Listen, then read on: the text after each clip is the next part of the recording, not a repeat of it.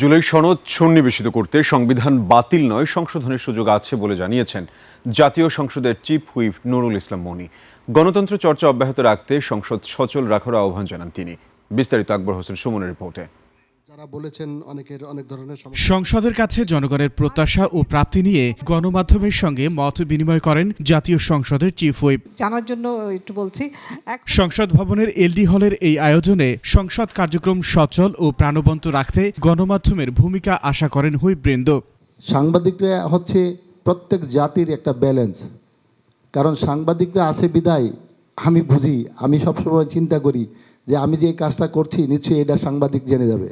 এর আগেও অনেক ভোট হয়েছে, বলেন তো, আজকে আপনারা স্বীকার করতে হবে এই একমাত্র ভোট যে ভোটে একটা মানুষ খুন হয়নি, যে ভোটে একটা ভোট কেন্দ্র ভোট বন্ধ হয়নি, এটা তো পৃথিবীর ইতিহাসের রেকর্ড। গণতান্ত্রিক ব্যবস্থায় দেশের আর্থসামাজিক উন্নয়ন ও নাগরিকের সমৃদ্ধ জীবনযাপনের নিশ্চয়তা দিতে চায় সরকার। এ বিষয়ে মতামত তুলে ধরেন চিফ হুইপ।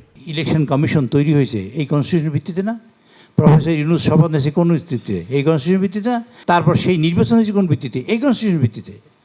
আমরা অর্ডিন্যান্স জারি হয়েছে এই কনস্টিটিউশনের ভিত্তিতে, সংসদ বসছে এই কনস্টিটিউশনের ভিত্তিতে, আমরা বক্তৃতা দিই এই কনস্টিটিউশনের ভিত্তিতে। কনস্টিটিউশন বাতিল করবো কেমন?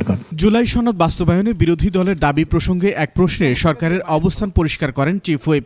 সংবিধান সংশোধন করা ছাড়া কোনো পথ নাই, নাই নাই নাই, এটা আমাদের করতেই হবে। টুডে টুমরো যখনই করি তখনই করতে হবে, কারণ আমরা জুলাই সনদ বাস্তবায়ন করতে চাই। ওখানে লেখাই আছে এইবার নির্বাচনে যারা ম্যান্ডেট প্রাপ্ত হবে তারাই এই কার্যক্রম করবে এবং তারাই কাজগুলো করবে। সেখানে আমাদের নেতা তারেক রহমান সাহেব বলছেন যে দাড়ি কমা সেমিকোলন সহ সব আমরা করবো ইনশাল্লাহ। চিফ হুইপ জানান বাকশালের মতো বিতর্কিত ব্যবস্থা থেকে বেরিয়ে আসতে চায় বাংলাদেশ। আমার পথ কিন্তু তা বলে দিচ্ছি। আকবর হোসেন সুমন, 21 টেলিভিশন, ঢাকা।